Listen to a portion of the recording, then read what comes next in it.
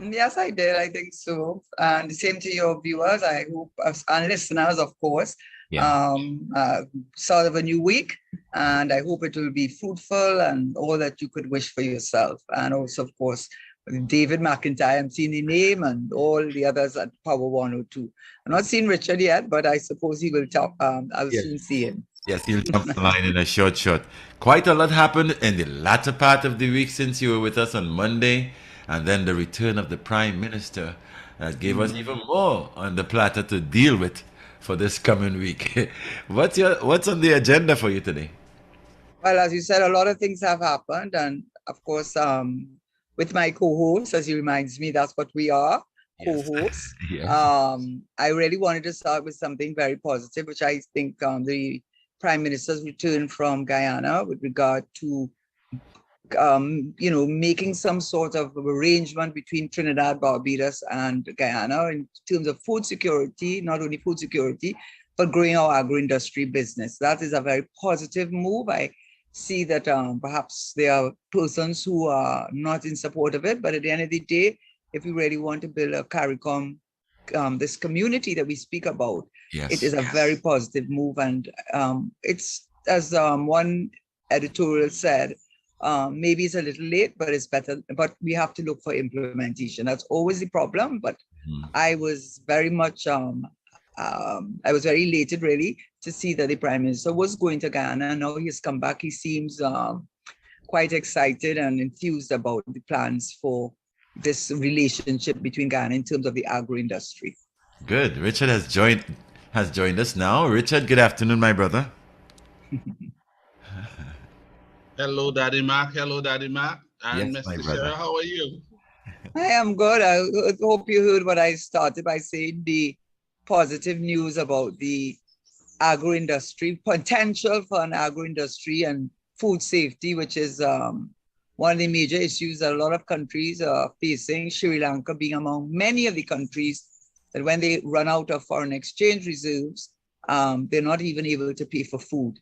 And so you see all those horrible pictures of people literally being going in garbage bins, and you see the inflationary rate spiraling out of control. So I'm glad to see that the Prime Minister has actually gone to Ghana, and he seems to be indicating that the conversation was positive. And this was something that, let's not forget about, when it should have been done before, but now it's being done.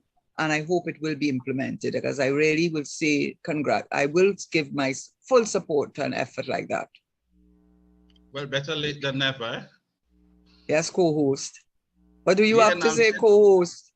I'm saying, Karen, I am saying better late than never. So he has done what you think should have been done before, but you're happy that he's doing it now. He has now done it. What he Better has late than never. done, he hasn't done it. Yeah. Wait, let us be clear about this, because we know that they have 101 plans that often end up collecting dust on the Yeah. shelves. So we So don't it want has to not be, yet we been have to be done.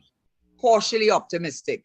But the fact that, Yes. I'm sorry to say, this sounds terrible, but I have to say, given that Mia Motley is involved, Time magazine cover, Mia Motley is involved, I have to say it gives me a level of comfort that it will happen. And the point of the matter is, it's not just food safety, because as I have said on other programs, 86% of our food is imported. So it's not just a question of saving money on our food imports, it's also an opportunity to create revenue by saving on the expenditure side.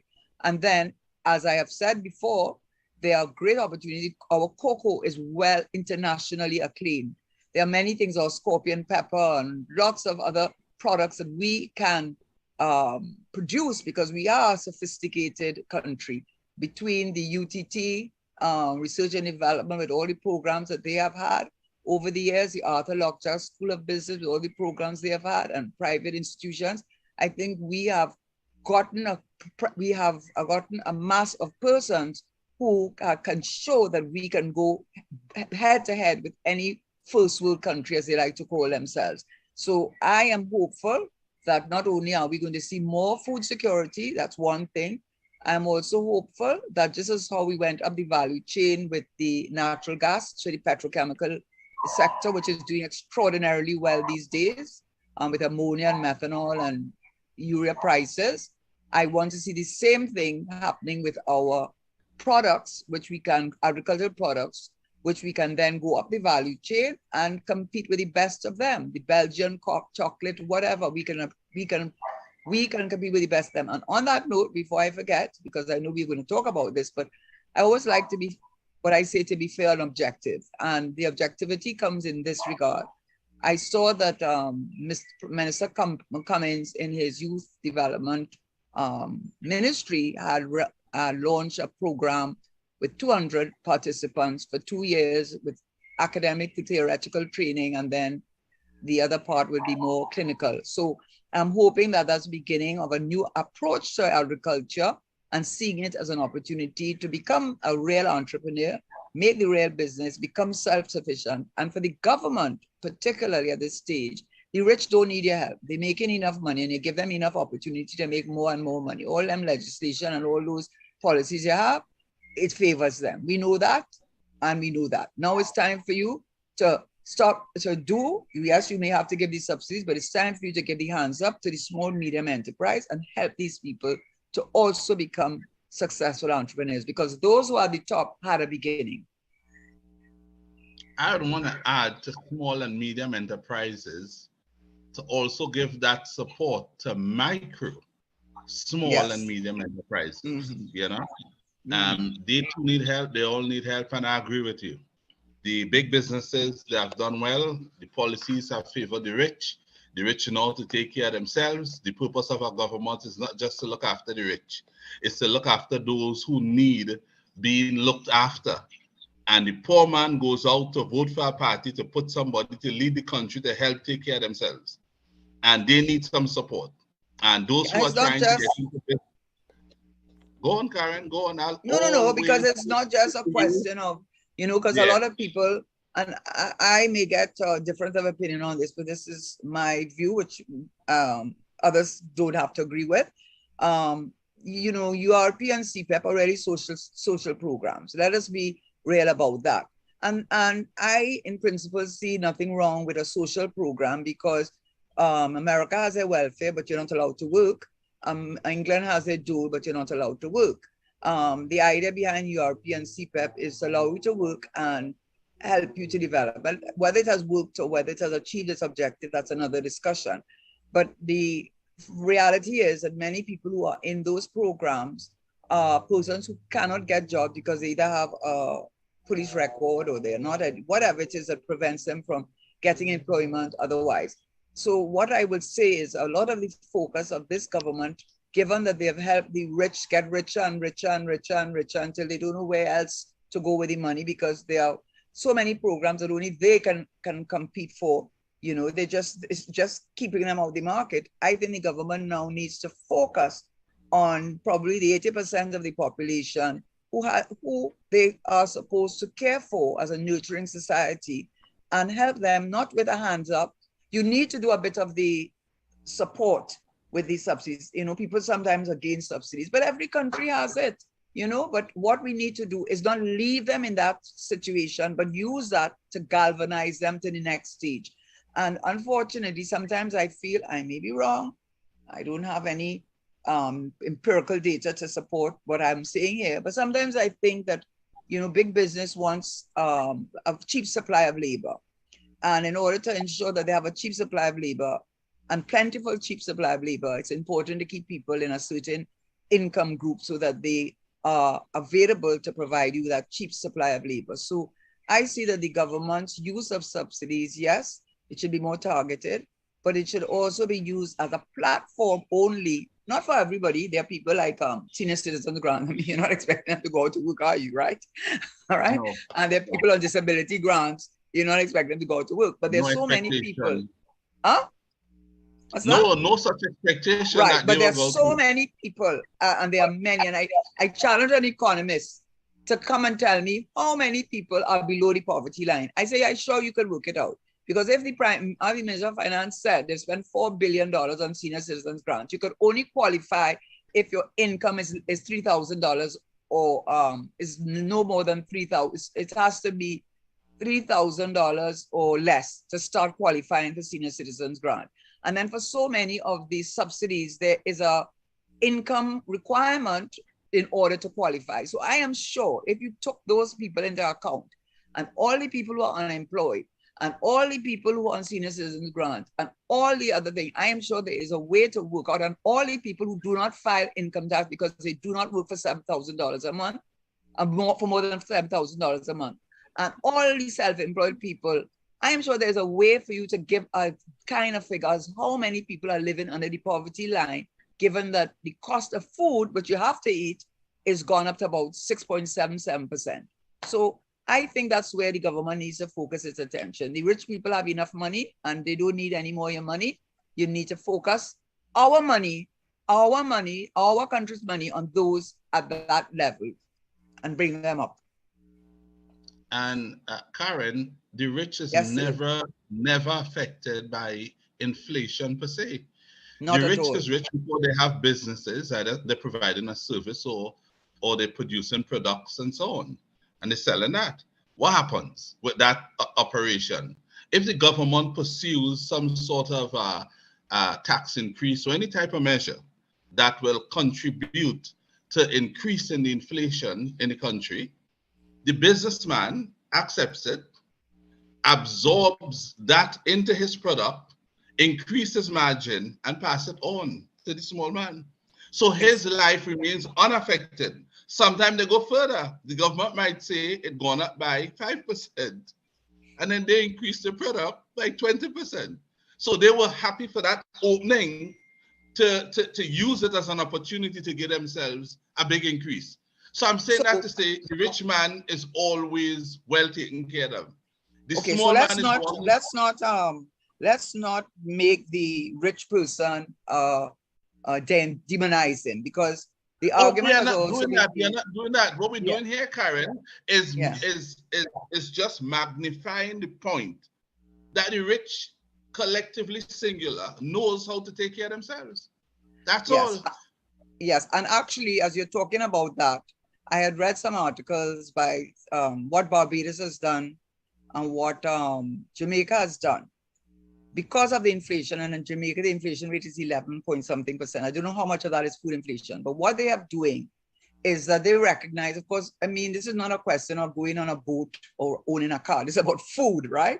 So what they have done is given a targeted, time-bound subsidy to certain persons. So it is because the argument is, and this is a good argument, especially for Trinidad and Tobago, our wealth is tied to a very volatile commodity, meaning that we are not price makers, we are price takers. And we know through the history of our economic history that the price of oil and oil-related or petrochemical-related products will determine the size of our revenue as well as the size of our GDP. There's no question about that. And up to now, we have not diversified that terrible word to give us a cushion. In fact, we continue to import most of our food, which makes us particularly vulnerable because of that. So what they are saying is this: because we have not yet seen where those prices are going to go, that is natural gas and oil prices, especially when Europe wants to de-link themselves from their dependency on Russian oil and natural gas, which they have not been able to do up to now. There's a greater urgency on their part to try to not be dependent on fossil fuels, which natural gas is, and which is a feedstock for methanol, urea, and ammonia. So my point being this, that when you go to increase prices, because of inflation, you have to be very careful, because once increased salaries because of inflation, you have to be very careful, because I don't know if any company or any union will agree to a reduction in their salaries or wages. They will not. I've not heard of an example of that. So when you are increasing wages, when you do not have a long-term picture of what your economic outlook is going to look, because your revenue and your GDP is so tied to the volatility of those products, which the Europe and the first world countries, so-called first world, are trying to delink themselves from. It is a very frightening situation in a way, especially for the public service, because in the public service, you could talk about performance management systems till tomorrow morning. The reality is, one of the attractions of the public service is that the security of your job.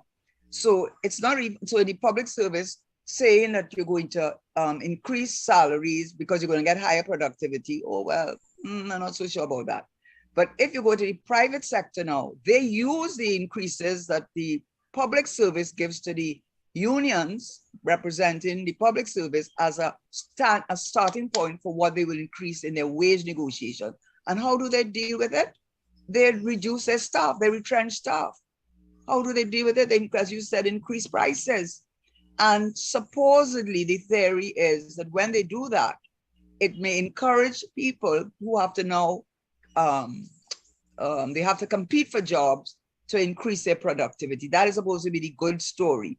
But the reality is that when you have these inflationary trends, which we do have, and we are dependent on a product to earn our foreign exchange and to earn all of our things, which is so volatile and so you don't know what's going to happen till next month. You know what Imbert said? He said in September, they had no idea that prices of oil that was $70 and were going to go to $132. They had no idea. That was in September. And by October, it had done. So we understand now, the situation for us in Trinidad and Tobago. Yeah, it's true. It's true. I'm in agreement with you again, Karen. Somewhere in between there, I must have agreed with some of it. So I decided to agree with all of it. No, don't try that, Richard. No, when you say that, you're talking like a good politician. Yeah, what you said, somewhere in all of it, so I decided to agree with all of it. You know what that sounds like? What sounds like? It sounds like I'm not quite sure of all the points she made, but I'm going to get around that issue by saying I agree with everything. What do you agree with, Mr. Noray? No, I agree with what you just said. You're correct. No, I mean, come on. So you're throwing so many pieces there at once. Now you're talking the truth. Well, I'm really saying inflation and wage increase, you have to be careful about that. Because we have to be careful with that. That's what I'm saying. Because the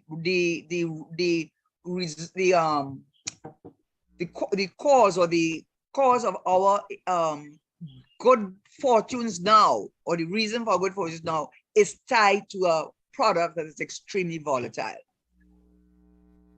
Right. And what you're looking at, in other words, that volatile product is that of oil and coming from the energy sector, because you have these major fluctuations, and therefore you can't predetermine where it's going to end up at any given time. The other day it was way down to $28 or $29. America, there was an oversupply. They couldn't store the oil, and it went under $1 a barrel because they had storage problem. And just a few months later, it moved from $70, $75 to $130.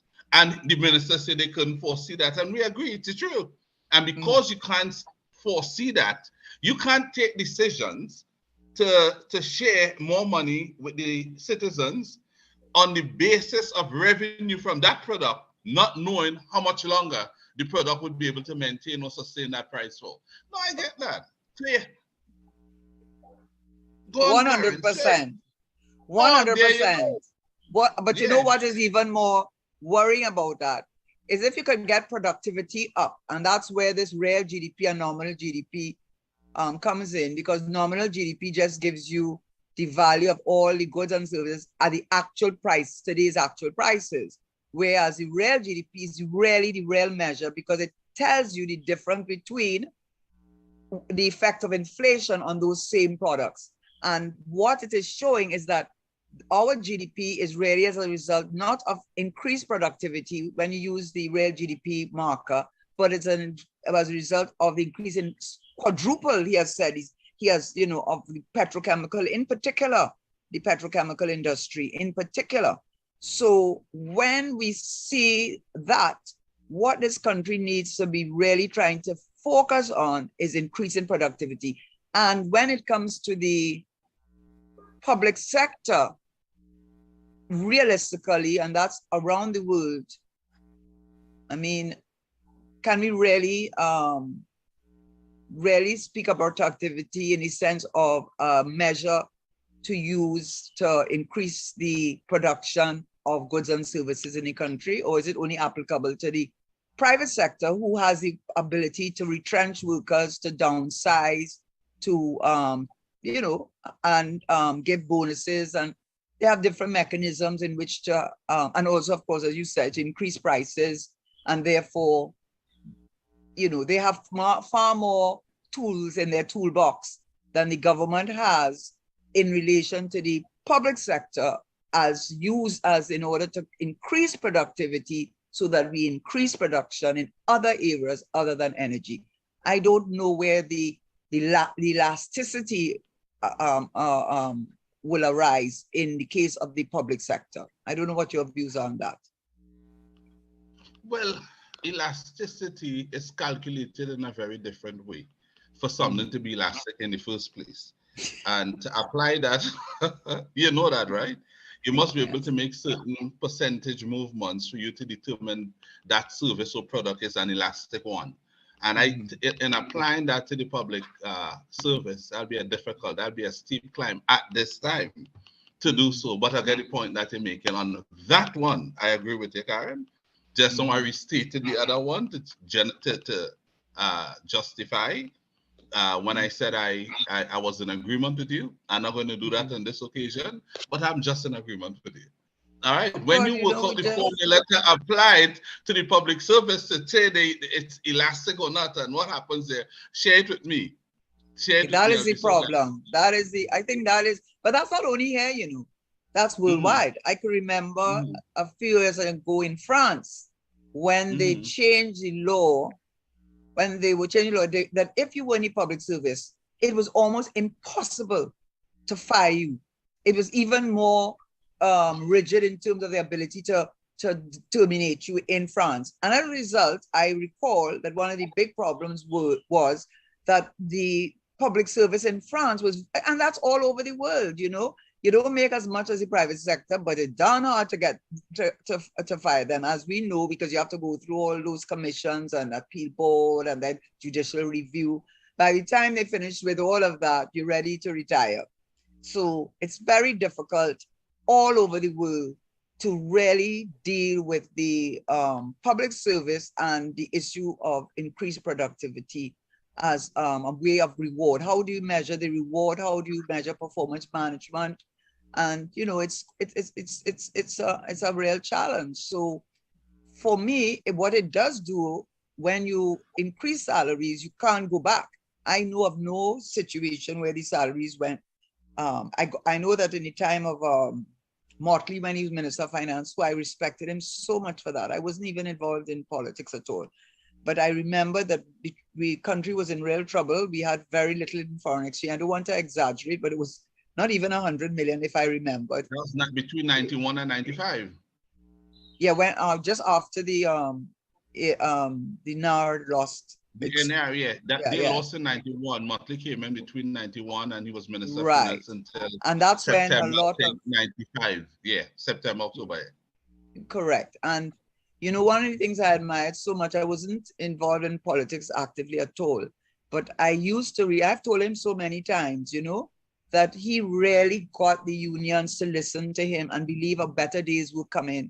And that if we tightened our belt, that he had the plans, and every Monday he would meet with the unions. Every Monday he would come and say what was going on. So he communicated all the time. He communicated, he took them along with the journey, and he was able to get the unions to hold their hands on COLA, hold their hands on price increases, if I remember it correctly.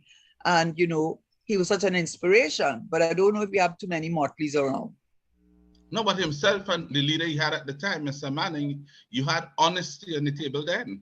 That Mr. Manning's approaches was based and rooted in honesty. So Yes. he's one who projected his word was his bond. So if his Minister of Finance told the trade union leaders that they were going to tighten, they wanted them to tighten the belt with them, and at a certain time when things improve, they're going to address the matter. Mr. Manning's position would have been, once things had improved, they're going to do what they said they would have done. And they did it. Look at the cola, for example. You remember when they started bringing the debt down with the IMF at that time that we had? As soon as we reached a particular place where we got some comfort, they gave back cola. Right. You remember that? They gave back the 10%. Yes. Yes. You understand? They give you any back pay or nothing retroactively. But from this day going forward, because you all held strain, this is the best way you could have to loosen your belt. And he did it. And then by 1995, they had completed the write-off in terms of settling the debt. Absolutely. It was the best performing administration. Thank you. Before you I asked that producer. I always say that 91 to 95 government, so much so that when Mr. Pandey, that witty, brilliant politician, when he came in as prime minister, you know what he was forced to say? He said performance beat old talk, because he needed to go at a different level to what he saw Mr. Manning did. Mr. Manning had lifted the bar so high that Mr. Pandey changed some of what he used to say before and started talking about performance beat old talk, paved road, around car, do whatever you want. People must benefit and see what's being done. And you know what? He came and he performed too, you know. 91 to 2000 was the best performing decade. I think you said that. In 2008, 2007, 2008 were, in terms of GDP and foreign exchange reserves and so on. I think there was and that was when they started talking about overheating the economy and all that good stuff. But it was around that time when things really started doing extraordinarily well. But I want to say with regard to this and performance beats old talk, you know, at that time I had become politically active, I think. And, you know, I would do the walkabouts and so on. And what I found very strange is only afterwards I had this knowledge. And I say sometimes the PNM does not do a good job of marketing itself. Yeah, because what I then found out, and part of it is that maybe they were too self-effacing or whatever it is. But the fact that Mr. No, well, I want to tell you, we tend to on the assumption that what we believe that we are doing that is so good for the people, that the people get the message that we're working for them. And therefore there's no maybe that's true. Thing here. And I think that has contributed significantly to allowing us to be so ineffective in our marketing, because we tend to mislead ourselves into believing we're marketing ourselves sufficiently well. That is true. That has a value, because I can see that as a good point. But I was just about to say that one of the things that I did not even realize, and that was I don't know, like if it was the biggest secret in the PNM then, that by the time Mr. Manning lost the elections and Mr. Pandey formed the government, he had already signed the agreement to bring Atlantic LNG to the Atlantic LNG Train 1. So that was already signed, sealed, and it was only for it to be delivered, but it was done, and it was a done deal by Mr. Manning, when no one, including his own ministers and technocrats, did not believe in it. So Mr. Pandey reaped the benefits, not only of what I know that, but I don't want to go on that story, but the point is that so we don't get lost in going down the Mr. Manning pathway that people may accuse me of. But what I will say is that I know that he made a commitment to write down the debt. He made a commitment, we're not borrowing again, and that we're going to tighten our belts and see ourselves through this until better days. I know that he absolutely was the one that made the LNG a reality against a lot of opposition. And if that is what made people call him arrogant, but then every CEO or chairman of any company who has a vision that you don't have, we call all of them arrogant. Any of them who are successful, that is. So Mr. Pandey reaped the benefits of the hard work and the vision, because today our economy is a natural gas economy, no question about it. So that is what it is. But I will still say, even though, yes, Mr. Manning had the, people believed that had the honesty and people believed in him in that way. I don't want to take away from Mr. Motley because I think Mr. Motley, I mean, he was a Yale graduate. He had won an Olympics, I think an Olympics in Silver. running or whatever. Yeah, and he was very charismatic and he was very straightforward. So he served his prime minister well and he did his job well and he was able to communicate in a way that perhaps others are not able to do his message and to get the cooperation of the unions who believed in him and his honesty and transparency. Yeah. But I had to say about Mr. Pandey is you open that door. You have to be prepared. No, hold on. You must be prepared and positioned to reap, Karen. Mr. Pandey will just view what he inherited and what he was able to benefit from as a mere sort of an unexpected development when he became prime minister. He would have seen and argued those things in Parliament.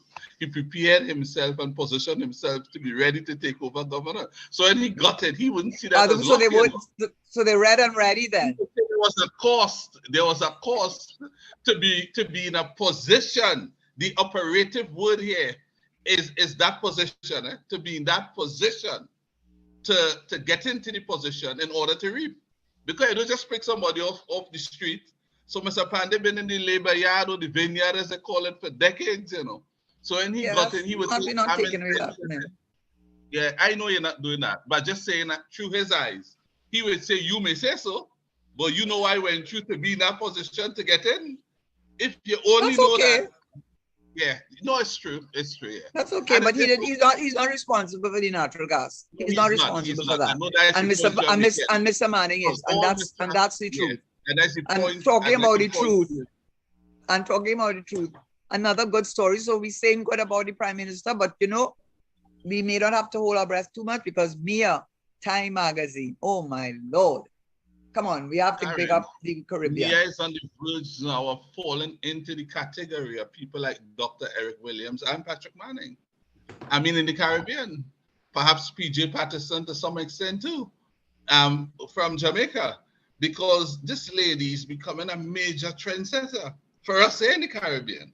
I mean, she's positioning herself in a way to make other prime ministers see a standard to which they could aspire to once taking themselves to.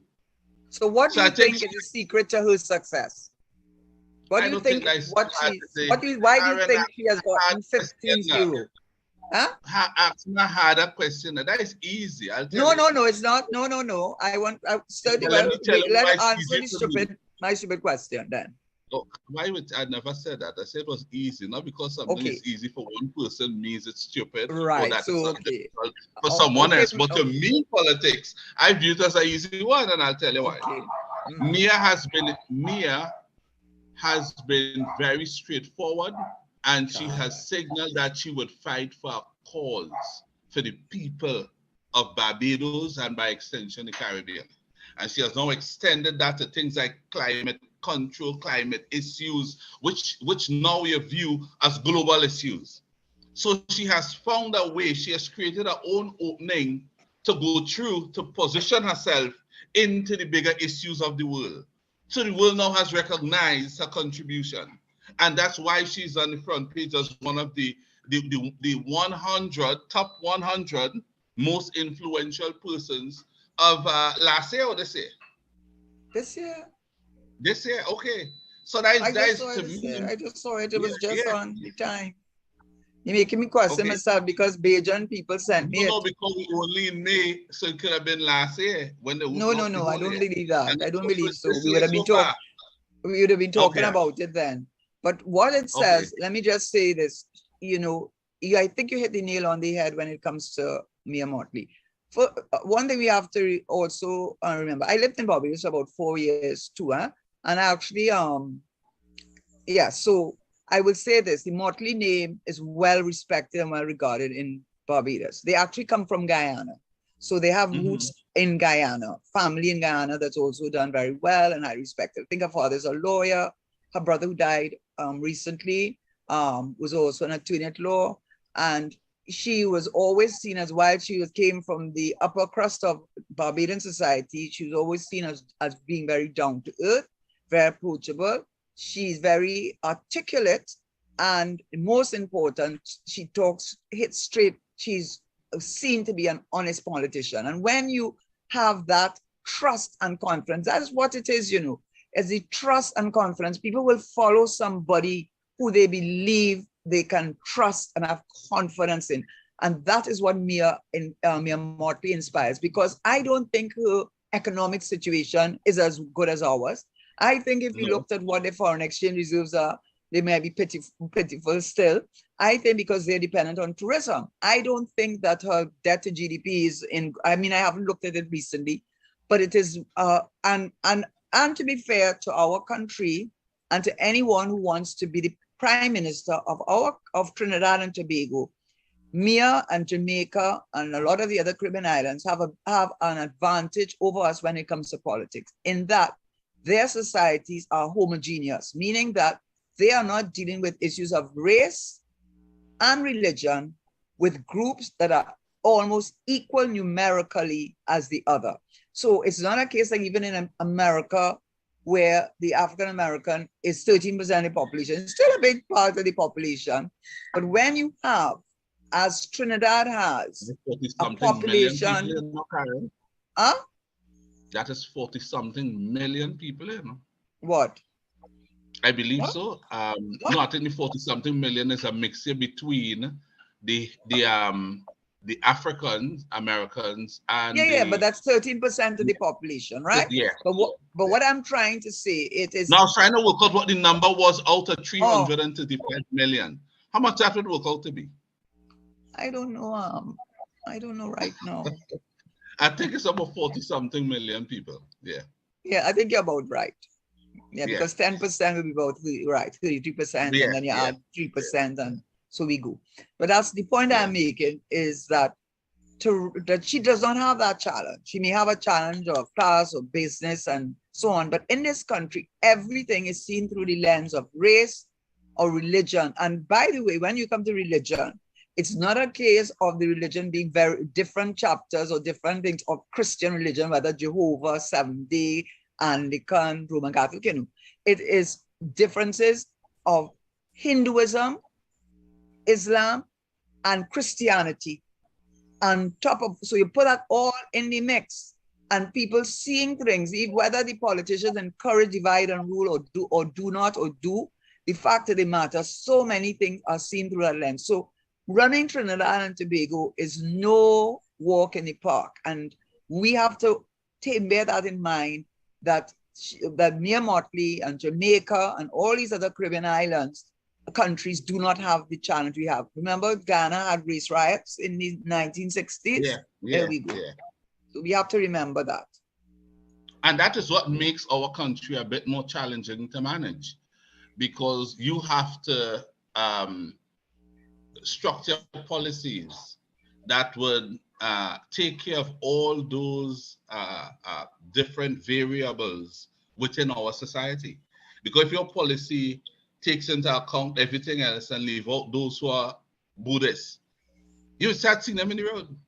And you don't see too many of them, but they're here too. So your policies have to be all embracing.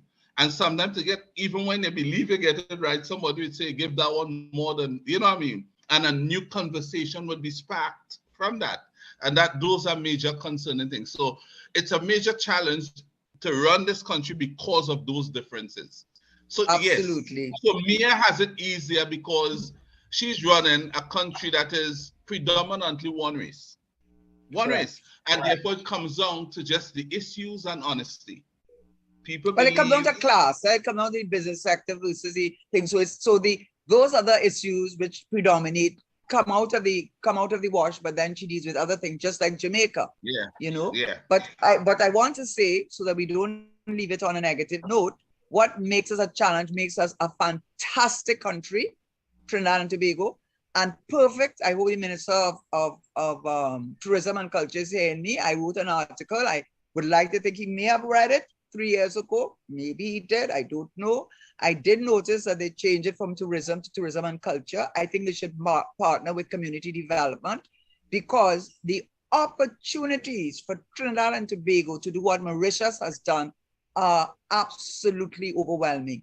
No, I mean, we have the chutney, the paramin, the parang, you name it. The Americans, I don't know, so you don't might even know about the Americans. The temple out in the sea. I mean, Trinidad, the food, the drink, you name it, Trinidad, no country in the Caribbean can compete with us. And they're saying more and more tourists who are spending the tourist spend are those who are looking for experiences. And no country, none can compete with Trinidad. We have Miss Universe, Miss World, we beautiful. We have the mixtures, we have chutney, parang. Oh, listen, there's nothing we don't have. And I could tell you that Minister of Tourism, who now calls Tourism and Culture, should work with community development. And the three of them should leave Tobago best of both worlds. See sun and see the quiet, for the more quiet, more sedate tourists. But Trinidad and Tobago, not just a country of festivals, this is a country where the culture is second to none. Second to none. We even have the Chinese double 10, and they have the rowing in Chagaramas. There's no country we could take. Listen, if Barbados could take the little that they have and create a big tourist product out of the little that they have. We have Gasperi Caves too. If they could take the little that they have, no offense to Barbados, they're doing what it's supposed to do, right? You're if trying they to could take accent right, and are not downing them. Blessed. Yeah. I'm not downing them at all. I mean, I'm admiring them. But if we have what we have in this country with doubles and roti and pilau and pastels, and if we have what we have in this country and the sophistication, because you know how many people have done events planning at Arthur Lockjack and UTT? We are sitting on, unless a Napa and Sapa and all those stadia, I wrote about it. And guess what? You're not investing in a finite resource, you're investing in the most infinite resource, the people of this country. And up to now, I cannot understand. And guess what? Airbnb, guest houses, everybody can get a piece of the action, and it doesn't have to be in the hands of a small group of people, but the artists can make the money just like how Marshall made his money. And we can really see a whole group of artists in our country and people who are in the cultural sphere become wealthy. Did I speak passionately enough about it? Because that's how I feel about it. I think it's only one thing there though, Karen, just one thing. And I'll tell you the truth. It comes down to decision making and the timeliness of decision making. You said you started getting into politics in the 80s when it started, in the 90s when you started walking and so on, and you got involved. Yes. But you also mentioned just now, that we have Miss Universe and Miss World. If when you had started walking in politics in the 90s, you had decided to walk the road to become Miss Universe or Miss World, we would have had another one. So sometimes we look at missed opportunities and we come on. We may have lost one day. Richard, I'm listening to you with bated breath, thinking the conversation going I was going a righteous way. You think I go into something you said? No, but seriously, Richard, seriously, and let me just say this, in all fairness to the ministers, now, I'm not there, I can't speak for it, but I remember a Central Bank governor telling me, I may not say it exactly how he said it, but he tried to tell me what a budget is. He says a budget is a literature of the numbers. In other words, you're putting the numbers into a literary form. And so when you see the allocations, that's a good indication of where the government sees its priorities. And I don't know how much, I was on TIDCO board years ago. Maybe that's part of the reason I have this passion. And so it's way back before I became active. And so I've always had this passion for tourism. But the allocation is, if you don't give the allocation for tourism to really develop the product and to give I'm not saying that the government not doing it because I don't have the information inside, but get a specialist, get these people who have set up Mauritius tourism culture, tourism based on culture. Let them come here and advise you. You go and visit them. And this could feed into the agro industry because when you have tourists, they want to eat the doubles. Who's going to make the doubles? Who is going to make all the food stuffs, all the chutneys and stuff? It's a whole opportunity to sell Trinidad. And one thing I want to say before I get off of that topic, because it has, I think I might write on it.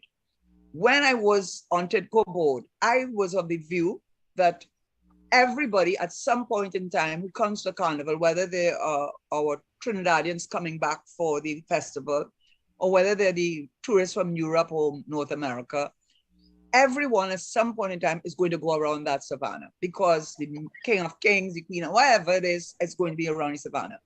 And if we really want to show ourselves to be a first world country, I think what they need to do with there, as they do in Europe and Canada and the States, nothing wrong with if they're doing a good thing, follow it. You know what I mean? Create a village using these old time it doesn't have to be the little old time kind of fretwork thing. And you give people to rent, but they have to comply with your standards, and they will be able to get for ice cream, for chutneys, for their chocolates, and for the whole year round, they should be able to have puppet shows, have little shows, not what they did in St. James and that fell apart. I'm talking about something where you keep it at a high standard. You have it beautifully landscaped. And that when people come to Trinidad and they see this is what Trinidad culture is about, and they can visit all these things that are managed properly, we can do so much to develop our tourism cultural package, and also create a place where people can come on a Saturday, on a Sunday, on during the weekdays, not on that little stretch with selling food, and set up a place properly. But the vision, I don't know the vision out there or the mission out there, but it seems like such a straightforward thing to do. Do not allow people to put up those galvanized things with all kind of things. Do not allow that. I fight for the rights of the micro people. Give them something that gives them pride. Give them cards, give them a startup. And help them to begin to appreciate good quality and standard at that early age. Yeah. So that as they grow, they would not compromise the quality and standard that they have become accustomed to. Yeah. So packaging. That delivering it will become a normal thing in their packaging. Of course. And for example, wish I could show you something that someone gave me, and it was made in Trinidad. And the way it was packaged so beautiful, just alone you'd want to buy it. That's what it is. It's about marketing. You could sell Benny balls. You could sell any kurma, but you know how you sell it?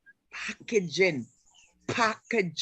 And when you package your product and we have the people who are trained from Arthur Lockjack, from UTT, they can put them on and set them on a 1 week, 2 week program and show them how to package their product. There's so much we could do to earn foreign exchange, to create entrepreneurial set from a small who can build their business in micro and small and medium. The government's supposed to be doing that. Listen, sometime, Karen, I will make a meal here. I'll get a meal here. Not that I'll make it myself, although I do from time to time. And, it would be nice and everything, but, then I'll leave home and I'll go outside and buy that same meal and pay $300 and $400 for it because of the packaging that some restaurants give you. The service and the way they present it to you. Not eat the thing. It's really no different to what you have home, But the service and the way they do it makes you feel like I do this today and come back another time. And what causing you to come back? What is in the pull factor that will make you return? The packaging. But I am telling you, Richard, many people are already doing it. I wish I could come and show you the box. It's so beautiful, right? And what I'm saying is, because we do carnival events, when you look at when Trinidadians put on a carnival event or any event, the sophisticated level at which they are able to produce these events, there's no question in my mind that in Trinidad and Tobago, it's all about, we could do the parang, but you don't have to do the parang. You know, I mean, you know, you have to put it at a little sophisticated level, you know, do the thing like what they did for the Jubilee thing. You know, that's a good example. I was so proud to see that. I heard some of them got COVID in England. And some of the soldiers got COVID. But you know what I mean? And when this, not his name, Mike Menschel and these people, when we had the conference of the Commonwealth Conference, oh my Lord, I was taken aback by what Trinidad produced. Yeah, that's when the Queen came here. I remember. Yeah, you remember? Yeah. How you felt? I remember that. Yeah. No, I felt good for both that and the one that preceded it when Barack Obama came here. Right. You remember that? They were both well done because you had some of that to our people, you know, the different culture parts of it, the subcultural parts all coming together, which made up our national culture. It was but it all was the people who were driving it. Let's be honest. The Peter Minchels of this world, who can go on a world stage and go to the, not the Olympics, what they call it, is the Olympics? When he went, yes, right? We need the Peter Minchels of this world to stand in the front to guide these people, guide our people to produce at a certain level. And Karen, this country has no shortage of talent to produce high quality. What happened is that some of us, we just loose. We could do it, but we don't concentrate on the finished product all the time. We do it, you know, and we like how it looks and it's good enough for the camera here, and we pour, but it could be refined and it could be done better. And we have the talent. We have the talent. And if they spend a little bit more time refining it, they could get so much more from it. You know? But you know what's a good example? Maracas Bay. You know what's a good example? Maracas Bay. When you go to these Greek islands, Mykonos and all of them, not that I have been there myself, but I know people who have, just in case. I just want to make sure I've never been there. But I know you so accurately that they created this picture in your mind that you have retained that you can now share with us. No, I did not. I have not been to Mykonos, but what I wanted to say was there has been a vast improvement in how Maracas looks in terms of how they put these wooden thing on each and standardized it and made people take down those cardboard signs. What they need to now do, in my view, as what they do in those countries, is a simple thing: standardize white, blue and white, or whatever you decide, blue and white, and not green and blue and white and this and that, and making it look like, you know. So anyway, off that topic, the point is we can do it. Still far from its true potential. Correct. Still That's very far from its true potential. Correct. We need a nice hotel up there too.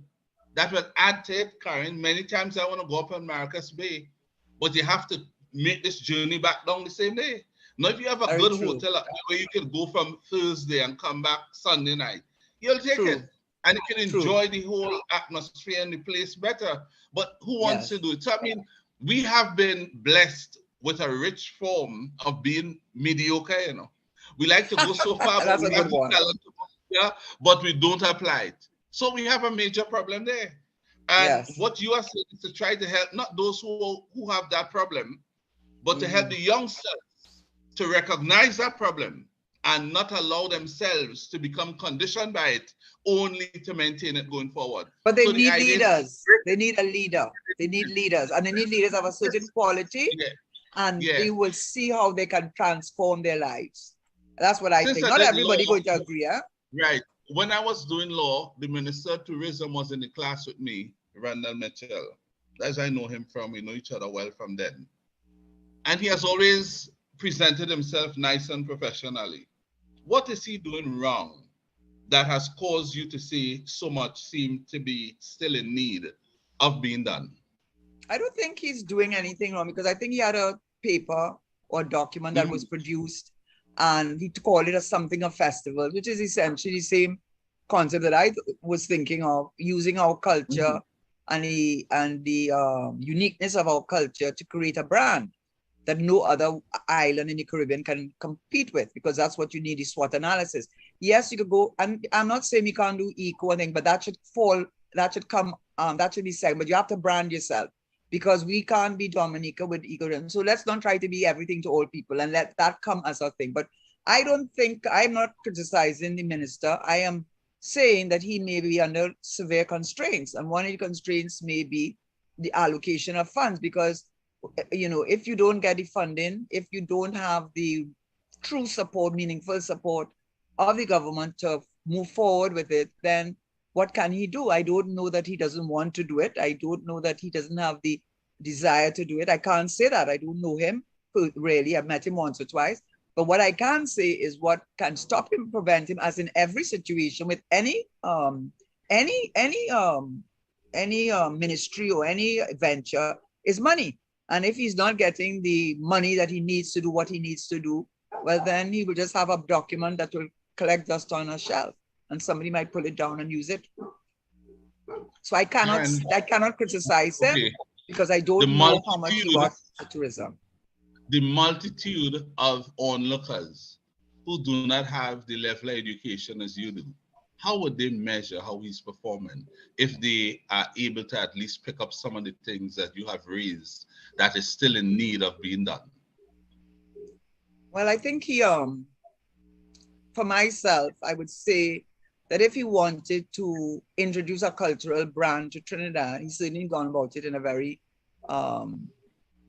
not in a very rigorous or very, what is it I say, very logical or very, because he did this thing with a band, launching of a steel band, and then he went up on a hill in Paramin, and it all seems very all over the place. So I don't know if he understands, and I am not a marketing specialist. I did my MBA, yes, but I would think like Americans know about branding and they know about marketing. And you have to create the brand, and you've got to market that brand and keep on marketing it and marketing.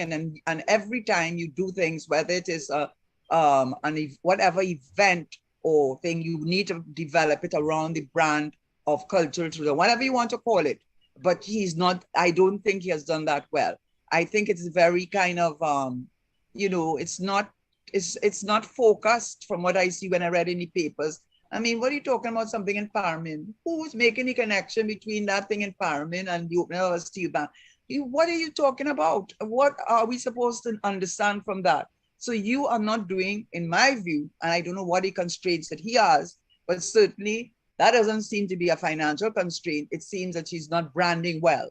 He's not branding. And to brand well, it's not going to happen because you say so once. You brand because you have to repeat the message in different ways until you get it sunk into people's minds that this is what Trinidad and Tobago, the best of both worlds, Trinidad, the place of the cultural mecca of the Caribbean.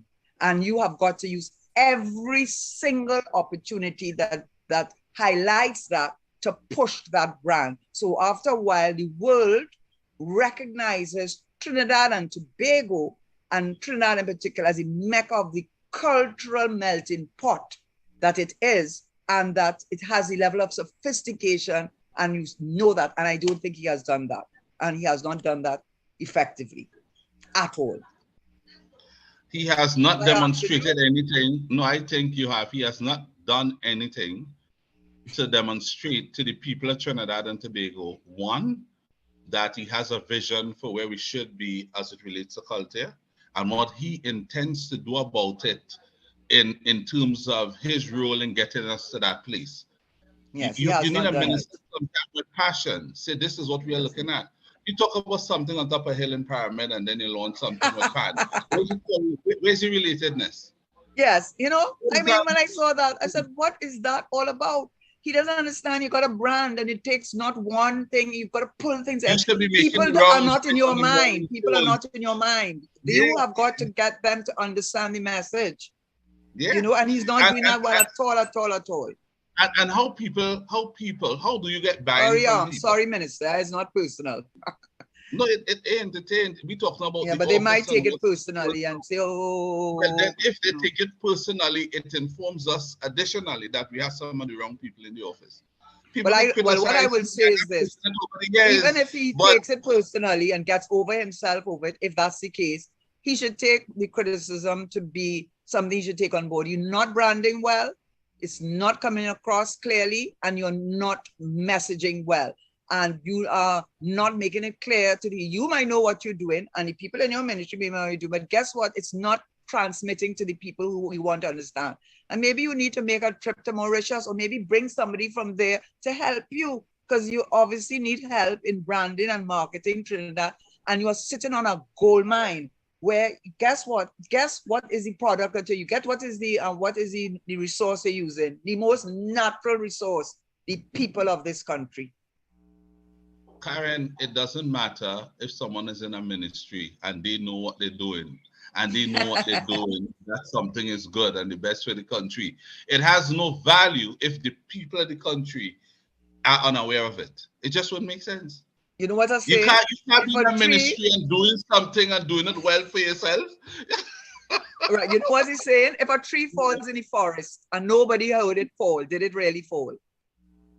Well, to the people outside, no. Because it didn't hear it. It had no impact. And guess who you need to hear that? The foreigners you want to attract. You have no good messaging, no good branding, and no clarity of thought, and not, you need to sit down with the culture, whoever represented culture and community development, and sit down there and start planning events, and use the resources of people who have done wonderful events, and make some arrangement with them, give back to their country. Some of them have made a lot from this country. Give back to your country and help to stage these events. I don't know. And you talk about a tree falling in the forest. Who hears it? Let's use that again. What is the difference with that? You know the other part of that saying, you can't see the forest for the trees? Yes. Well, the reason you can't see the forest is simply because the trees that you are among, they are blocking your vision from the size of the whole forest. If you're in a ministry and you are that person who is being blocked from the size of the forest because the trees are in your way, then you're in a ministry and you're around 4 people and all they're happy and they're thinking this is it. But the people who are supposed to benefit, which in this case would be the forest, would be the thousands or hundreds of thousands of people outside waiting to see what is being rolled out. For you to lead. Yeah, what about steel pan? Steel pan industry. You're jumping up, all I love the idea, go work and all they talk about that for 2-3 years, but nobody outside is none the wiser in relation to what it is. Come on. And Richard, as we're talking about it, the steel pan industry, we can set up not only making steel pans. My son had a friend who actually has a disability, who actually has a serious disability. But anyway, he has customers all the way in Sweden and Norway, because he makes the pan, puts it in the leather thing and ships it out, and has made money. We can also have videos with people playing the steel pan, teaching steel pan lessons so they can make money. Why people could do other videos? Why can't we do that? I just do not understand. We're sitting down on a gold mine in this country. And yes, if you ask me, I don't know what the constraints are for the minister. I don't know what the financial constraints are. But if you're talking about branding and marketing, you're doing a very doing a job that is not one that one would admire. I'm sorry, Minister, but I am very disappointed. I don't know what your constraints are. I know when I was in government, there are things that people would not be aware of. I don't know what they are for you, but you certainly are not fighting the good fight. I don't think anybody could challenge you on that, Karen. Because the truth, if the minister hears this, and if he didn't, someone will tell him. What he should do is find out what was being said and what he could take from this conversation and see how we could turn things around in his ministry. He's been advised there, in terms of how to approach. Yeah, but Richard, I want to tell you, about 3 years ago, and I know ministries do that, because when I was in government, you'll have a department that would take out any articles that pertain to your ministry. So it was buried in the papers. Yes, it wasn't highlighted, but I did an article on cultural tourism, and I set out all the things and the reasons why we could do it, the strengths. And I am not saying that it's the visit to Ghana that made him do it, because I think he went to Ghana and they have combined tourism with culture. But I do know, I was pleased to see that he now calls it tourism and culture, because he understands the correlation between our tourist product and our culture, which is second to none in the Caribbean. But I have given that, I wrote the, and I am sure someone brought it to his attention. I am sure it was brought in. I'd be surprised if it would. And I am just saying, I have no horse in the race. I just can't understand why we are sitting on this gold mine and continuing to rely on a volatile thing, because it's kicking the can down the road. And to me, I am sorry to say that, but it seems to me is a bit, it makes one think that there's not the impetus, there's not the commitment, there's not the drive, there's not the push that is needed from the leadership to make it happen. Yeah. From the Red and Ready group.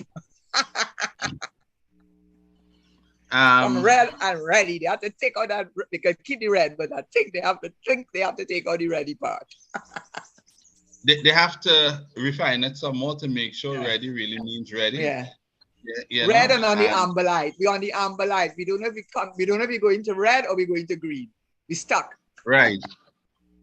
But if you're in the amber car, and it means you're ready, you're getting ready to go somewhere. Well, sometimes the amber light might go back to red. You're getting ready to move. Yeah. Once you hit the amber, it's ready, going to just move from red to green. Supposedly. You know, that's how it is. But you know, yeah, that's how it's supposed to be. But that's our problem, big implementation. I mean, how many reports? Oh my God. I think by now people have had enough of it. I mean, oh God, Prime Minister, I'm sorry to say you may think. I mean, I think few people, unless you are, you know, and there are people who I have because I understood it when we lost elections and I saw the impact of losing elections. It really, a lot of people, yes, even among the ministers that were badly impacted by that. But then there's a small man too, because a lot of them depend on their little contracts here, their little contracts there, their little whatever. And that is how politics is, regardless of what part of the world you are. So, you know, it's the Prime Minister has to understand now, whether he likes it or not. A lot of people don't have any confidence in you or your Minister of Finance. A lot of people don't believe you. Stuart Young going on CNN and talking about how we have 4 trades. Well, he very well knew the first train was shut down and they had spent how many millions, I can't remember how much it is, trying to keep something alive that was dead.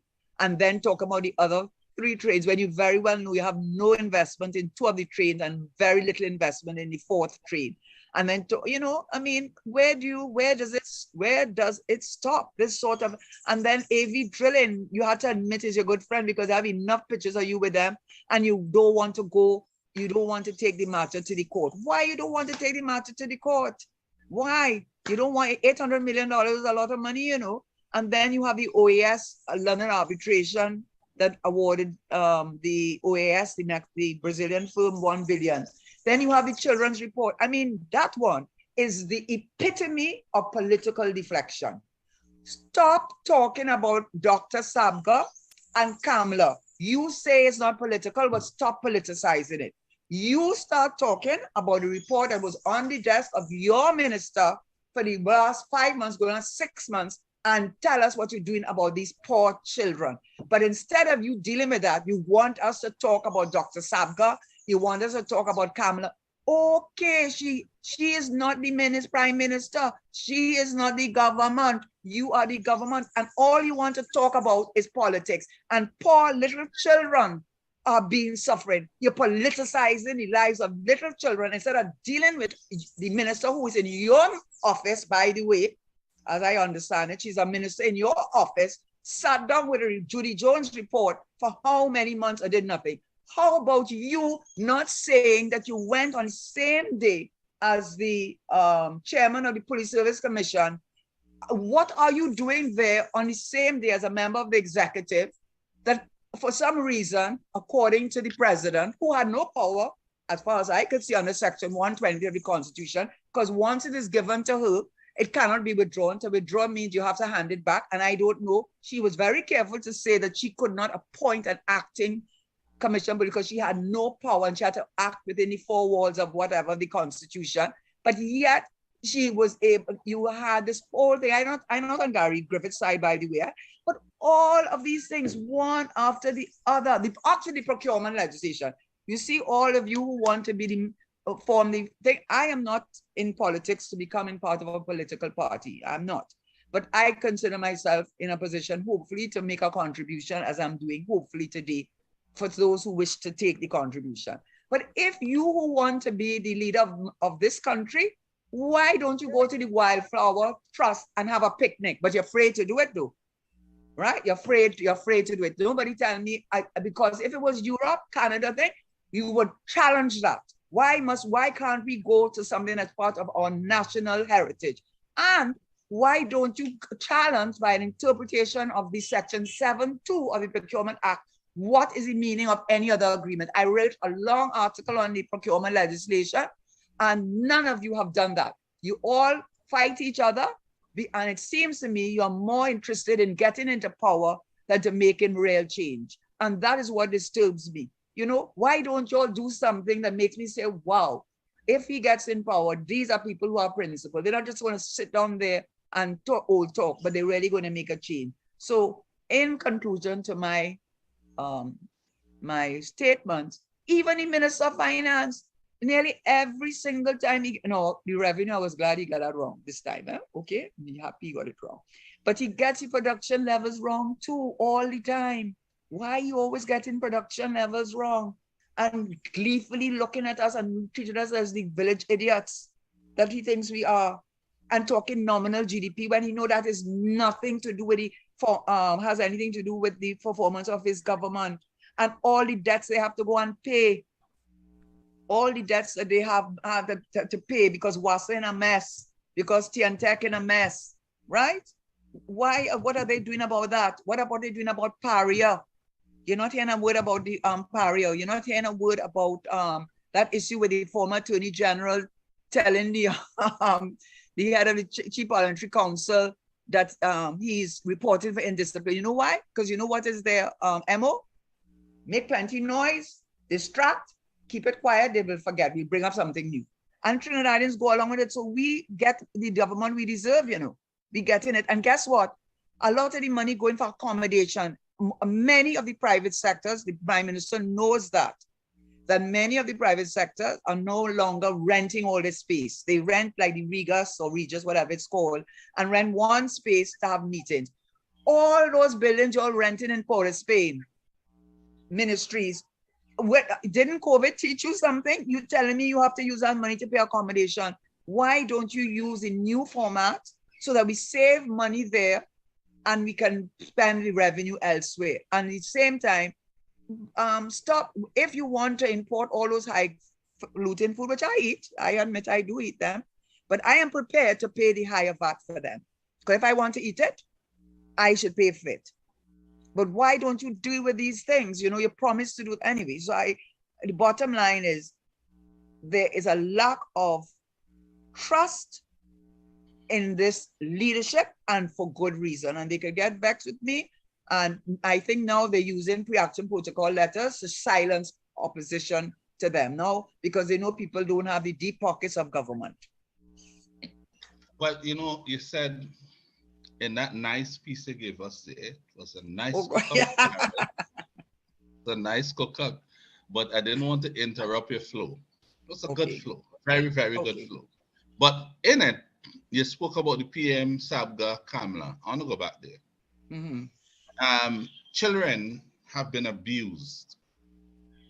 And instead, as you have said, the Prime Minister positions himself to address that issue and ignore the rest. What Sabga say, what the opposition leaders say, that is just talk. The problem is on the table.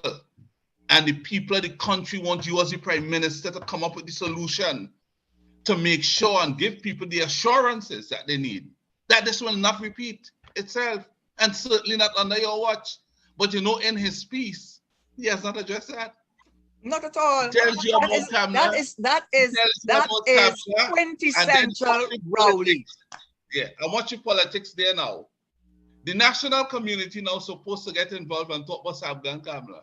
And forget that's what they want you, and forget about the Judith report sitting down in his office of the Prime Minister for 5 or 6 months. And I forgot this other thing before I forget. The state of emergency that was called not for civil unrest, but because of the COVID-19, and I think there's an expression they use in the Constitution, the circumstances in which the president can make a proclamation, and one of them is contagious thing. But 2 weeks before the state of emergency was to end, and when the numbers were about the highest in November and October and 20-something, nearly every single day, he brought the state of emergency to end. Why? You have to believe it's because he had to fight an election in Tobago, which they gave them a good cut, which they were not. Stood up and say what we Trinidad accept. They will not. When they find that is right. You know what I find about that, Richard? How you telling me that you so care about me? I can't travel here. Every minute I have to get PCR. Plenty people making money off this PCR thing. Every minute PCR there, right? You so concerned about me, right? You so concerned about me. And when the numbers were the highest ever for COVID deaths, you bring the state of emergency, which was called for that very same reason, 2 weeks early. Ostensibly, I can see no other reason, so that you could carry on with your electioneering for Tobago. And that's made me feel that you care about Trinidad and Tobago, and you're talking about Kamla and Dr. Sabga. Please, we do not want to hear any more about them. We see through what you're doing. It's not working this time. You have done it too many times now. It's the tool in your toolbox that you use every time, and you look suitably angry and agitated and worked up and passionate, and you do that, and you strong back something. Then people say, yeah. Well, what about Sabgan and Kamla is true. And you forget that he sat down in his office with a report from Judith Jones that he had done nothing about. How many times are you going to insult the intelligence of the people of this country? And how many times are you going to still use that tool thing of deflection and politicizing everything? Be a leader now. Be a mayor. Just like the people who died, the 4 divers. Because a few persons criticize what happened and the way they manage it. You pull back an investigation that should have finished in 45 days, they said, and they come up with a commission of inquiry and tell us 6 months. You know, technically that they're now. But can I tell you something? Can I tell you something? And everybody really wanted to know what caused those decent men to die, you know. But guess what? Yeah, go ahead, Richard. Let's get worked up about these things. Go ahead. Those decent men died. The country was prepared to wait for the 45 days or less to hear what really went wrong and who is responsible, if anybody at all. You scrap the thing, and out of the clear blue sky, you decide to go in a commission inquiry, which is going to take months before. You know, it can get going yet, eh? You know, it's not going yet. Yeah, but that's the whole strategy. That is, that's the strategy. If it ever gets going, people will be saying, that's the strategy. What that is about again? Yeah. And you know what too? And you know, I am sure I understand that the Prime Minister would have gotten advice as to be careful to his public pronouncements in regard to liability, because clearly Paria is state-owned and you're looking at in so-called independent contractor, but for which both of them can be liable. So I understand he has to be careful in his public utterances, but at very least, say, while I cannot pronounce on any issues that deal with the liabilities and my heart goes out to the families and treat them like human beings, but you treated them as liabilities to you. And again, it shows heartlessness.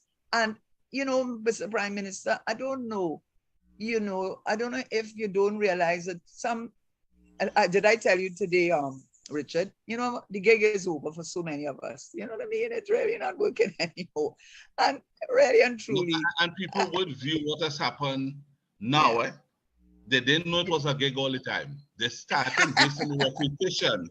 No, based on the repetition and what you talk about, what is it within the toolbox. And what every time you go in the box, they seem to pull out the same spanner. Because it was working. It was working. Of course, people realize, no, that spanner can apply to so many things in the country. Oh God, yeah. Yeah. All the time, the same thing over and over and over. So after a while, people say it's only a spanner you could pull out. I want to start to push that too. The gig is over. Yes, and wait now. And wait, Richard, is only a spanner you can pull out of that toolbox? Oh gosh, it's like for me, oh God, bring out something out of the toolbox. Stop looking so selfish, righteously indignant and angry and you put on that show. You know, it was a big shock the other day. The PM told the country a big shock. What is it? It's a violent people? No, we are violent? No, Wassa. He said since 2016, Wassa had a problem, right? And he realized now Wassa is bankrupt in the country. And he's now we realize it. Yeah. So whose problem it was from 2016 to now? So he stepped aside from it as though. That's what he does all the time, you know. I find that a lot.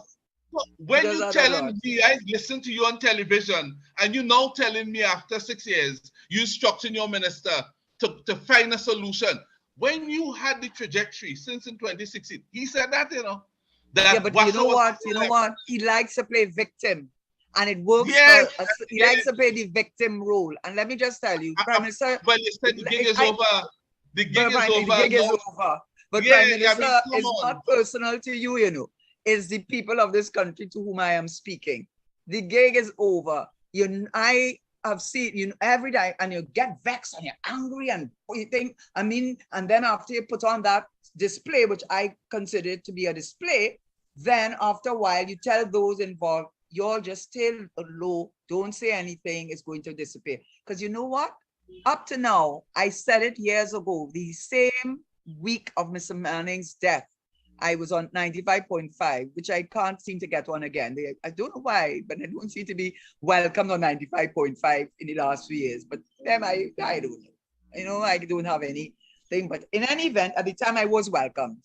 And I came on to talk about the Commission of Inquiry into CL Financial. And it was the weekend of Mr. Manning's death, so we could not really talk about it much. It would have been, you know, disrespectful, especially for me who cared so much about him as our leader. But I did say this. I said, let me tell you something. The Prime Minister came out and made plenty noise. He was so this about this report and what he saw, the kind of thing. But let me tell you, that's just talk. Because he told all of them, and we know who they are. He knows who they are, and we know who they are, and they're on both sides of the fence. Many of whom may have gotten salmon letters. You know what a salmon letter is? About 6 of them got salmon letters. Well, it's after Lord Salmon. And a salmon letter, which I did not get, but some people did get, and you can use imagination. You could just look in the papers, you will see who got the letters. That is when the report is going to say something negative about you. And they're giving you an opportunity before they publish that to give any defense you may have to what they're going to say negative about you. So there were certain people who got salmon letters. So that will give you an indication of what might have been in that report. I don't know, but it gives me an indication. But you know what I knew? I said it that day. It was in Ralph Mirage. I said, Ralph, let me just tell you something. I could bet my last dollar that Prime Minister making all this noise and carrying on and making this thing. But that report going up on a top shelf, collecting dust, and he hoped that we will not talk about it again, and all those who were involved on both sides of the aisle will stay quiet and it will disappear. But I am one of the persons who was, let me just say something, because this is from me, so I am speaking not secondhand. But when they launched the Commission of Inquiry, that was under the UNC administration, I found, well, why aren't they making me a party? Why am I not being made a party? I'm in Barbados, they made the central bank governor a party, they made the PS a party, but I was the minister who signed the MOU. I mean, shouldn't I be a party? Well, after a while I said, you know what? This is not looking good. I feel I've been set up to say that I'm being hostile. I just feel that something not right about that. So on my way to go back to Barbados, I went to the commission's headquarters, and I came with a letter to ask them to make me a party, because I consider that I should be a party given my position and having signed the MOU. I was then told, no, take back your letter. Take back your letter. We were intending to send to make you a party on by Monday. You get a letter. Now that they made me a party, whatever they wrote on it, I cannot remember the wording, but it gave the impression as though I had been forced now to become a part, and that I was being forced to be a party, and I didn't want to be. I wrote back to them and I said, you remember that I came in there with a letter to ask to be made a party because you had not made a party, and I was concerned that I was being set up to get a subpoena to be treated as a hostile witness, like if I was trying to hide something. And I was told that I was going to get a letter making me a party. So if what I am saying is not true, respond to everybody on this side to tell them that I am not telling the truth. Well, not a word I heard. But you know why they didn't want to make me a party? Because I got to see all the documents that I never saw. And I got to see, for the people of Trinidad and Tobago, I got to see that the Mr. Dupre had a meeting, must be the next day after the MOU signed, and his whole board was in an uproar. They said, what have they done signing this MOU with the government? The government is intending to destroy CLF and take over CLF. And they had another meeting. So all of those who said that I was able to get the evidence, which was being hidden from me because I didn't know, that the CLF board that I was supposed to be hopefully in cahoots with was so mad that that MOU was signed. And so mad with the persons who made that MOU, and that take it to the bank and deposit it, right? So with this commission of inquiry you're talking about, don't hold your breath. And I'm begging the Prime Minister to give the DPP the resources to be able to bring the commission of inquiry, which millions of dollars were spent on. So we, the people of Trinidad, I do not know what it says. It may be critical of me. I don't know. But we can see it and see what it has to say, including about myself, who was a minister and who I felt was a major target of that inquiry, which was brought by the UNC, by the way. Yeah, I hope that they do what you are requesting, Karen. They're not going to do it. Because they tend to do things, governments in general, and it's being done now too, it appears like, where they love to use the media to distract people, scare people, to discredit people, right? You say you are no longer invited on a station or welcome. It does not appear, let me be careful, because it will say, it does not appear to me to be that I am welcome there. It does not appear to me. I don't have any proof. I cannot bring the evidence. I cannot say that anybody, but it appears to me that I may not be a person who they would wish to come in. I may be wrong. Someone could have requested behind the scene quietly, if you continue to let that lady come on, some ads here and ads there go disappear. Well, I do not know. I cannot say that. I have no evidence. You've been in politics. I have been in politics, and I'm talking about what I know in politics now. There we go. You get statements like that would fly I understand. Behind the scene. And 95.5 has a lot of advertisements, I must say. Oh, I think it's the station. Oh my God, that is advertisement Mecca. By the way, you know, we didn't talk about Cummins. Because I said I wanted to clarify it. I just wanted to clarify what I understood. Clarified, Karen. You have time? Yes. We have about 13 minutes again. I will try my best to be succinct, which is a difficulty for me. Don't laugh too hard, eh? No. I think you are always succinct on your points. It's just that you tend to have a number of points within your points that you need to make. So it appears to be not that way, as though you're being brief, but it's because you like to be comprehensive. Nothing is wrong with that, Karen. Yeah, that is the truth. That is true. That is true. That is true. Okay, so let me just say with the Cummins issue, just a clarification, as I understand it. The FIU, Financial Times Union, did flag the transactions of deposit of 4.4 million or thereabouts into Minister Cummins' personal account. And apparently it would have, with Venture, the credit union. And apparently it was in relation to 3 companies, one of which, Pical, Cummins and something and whatever, but the monies should have been put into those companies' accounts, I would imagine. But it appears that the monies were deposited into his personal account, which is why the FIU flagged it.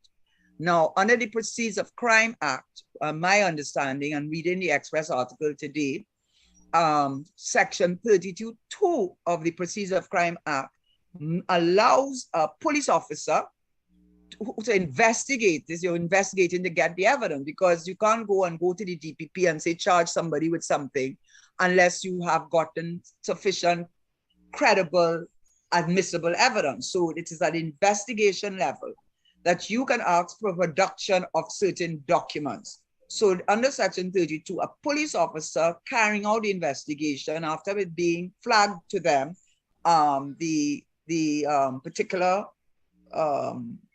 organization in the police service that deals with these kinds of Proceeds of Crime Act kinds of activities, particular police officer under Section 32 made this application to the court, to a judge in chambers ex parte, meaning that the others, none of the companies, because as his lawyer has said, Mr. Cummings is not being sued or investigated, but it's the companies which have deposited money into his account. I believe that is who the parties, the companies that have been investigated themselves, if I understand it. So you make an ex parte application, which is with the other side not being there, to a judge in chambers, which means it's not an open hearing for any member of the public to hear it. And if on 32(6), the judge has feels that there's reasonable grounds to believe that a specified offense has been committed, and a specified offense is any offense that is indictable or can go both ways. In other words, a criminal offense has reasonable grounds to believe that under Section 32(6), the judge can grant an order, production order. And it appears that the judge did grant 11 production orders to various companies, including the 3 companies mentioned, Cummins, Pical, and whatever the other one is, as well as RBC, First, and a number of others. All of them got the orders. Now, the persons representing the interests of Foster Cummins have made a good point, which is they got served with the orders. That is the ones representing him, Cummins, the lawyers representing Cummins with his three companies, has made a good point that you had an ex parte hearing. An order was made to produce documents to the police, to produce these documents, but the order was not accompanied by an affidavit which says the basis upon which the order was granted, nor the affidavit that was used or the application itself. All they got was served with the order. So they are not in a position, I think, to say they can respond to the orders as they would wish. However, what I will say is this, and which is passing strange, is that since then, since making that point that they don't have the affidavit that was used by the police officer, so they don't know what she said to say that she could get these orders. All they know the orders were made, which is a reasonable argument. What is worrying is that the judge said, well, she would suspend the effect of the orders. In other words, the orders have already been served. So I believe that the Express has copies of all the orders that were made by the judge against all 11 persons or entities. They do have it, but she suspended it until the ventilation of issues. I don't know exactly the wording. So what I gather now is the ball would be in the court of the companies of which Mr. Cummins is associated, and which companies deposited, according to the FIU, which flagged it, 4.4 million into his personal account with Venture Credit Union. And what I understand is 10 months since, and nothing has been done. And I suspect that since nothing has been done, that nothing probably was intended to be done. And also, I understand that obviously the police do not have the kind of expertise to come across against the kind of senior counsels that Cummings was able to have on his team. And they asked for senior counsel to be to assist them in the application, and they got no response as far as I understand. And as far as I understand, the whole thing has come to a halt. And so it would seem to me that there's no intention, or appears to be any intention, to move this thing forward, which I would think Mr. Cummings would want that, to clear his name.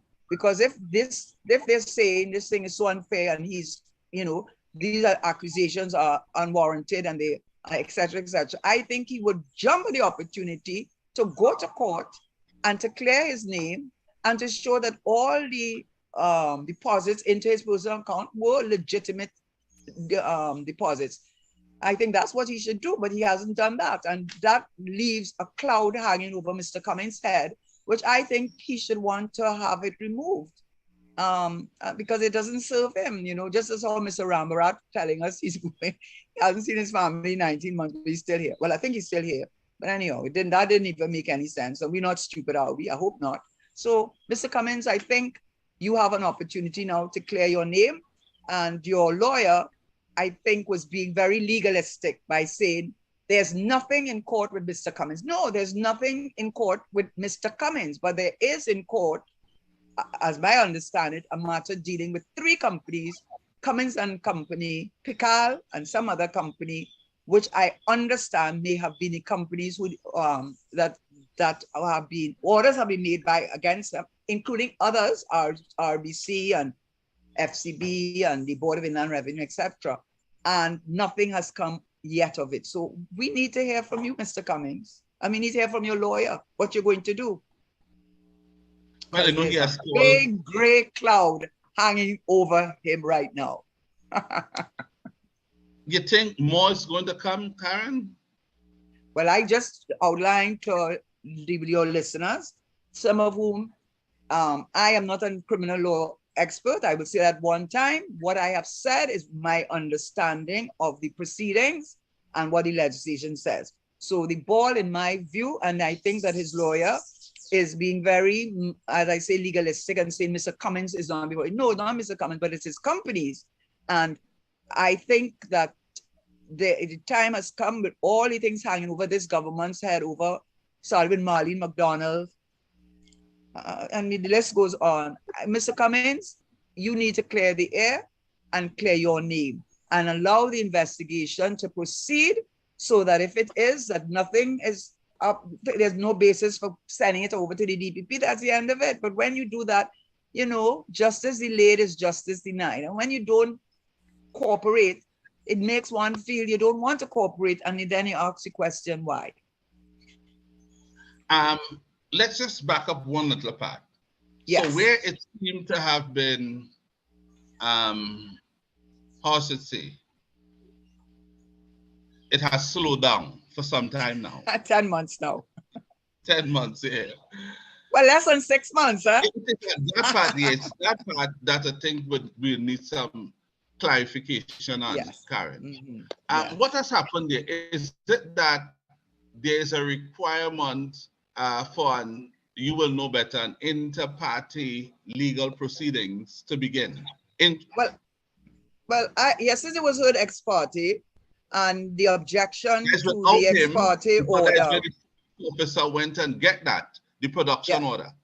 Yes, right. And since it was done ex parte, he did make an application to his lawyers objecting to the orders, because the affidavit of the police officer was not attached to the order. So he could not rightfully and understandably say on what basis did the court reasonably believe that the order should have been granted. So they have gone to court to challenge the order itself, in the sense that, not the order itself, but the fact that the process with the order and the documentation was not complete. I think they've done that.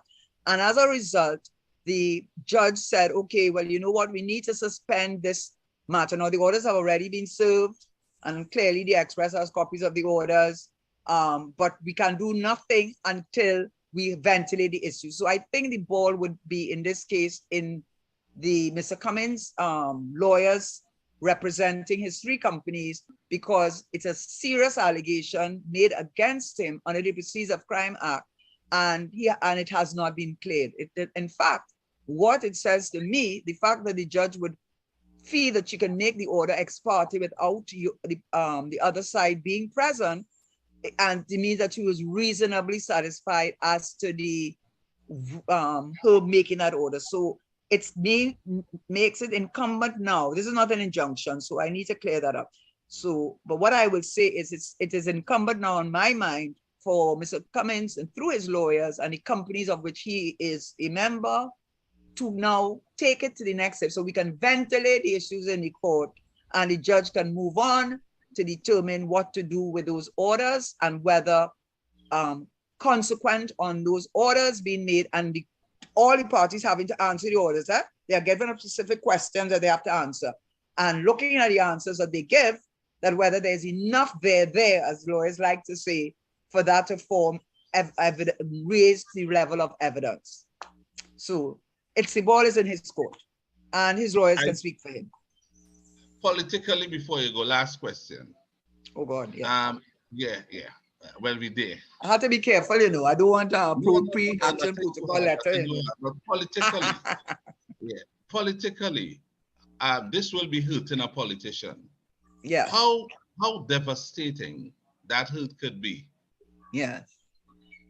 Well, it can be very devastating because I was in that situation where people wanted me to resign, and I had the trust of the Prime Minister and the confidence of the Prime Minister. And of course, I am being partial to my own self, that I felt that I was very happy for the Commission of Inquiry and for the issues to be ventilated. So for any minister to resign in our context of the Caribbean context, Trinidad context, it would seem to be an admission that you're saying, oh God, it would look to people as if you are admitting guilt. So it's very difficult for a minister to resign under the current circumstances, as it would lead to that thing, since it has reached to this point.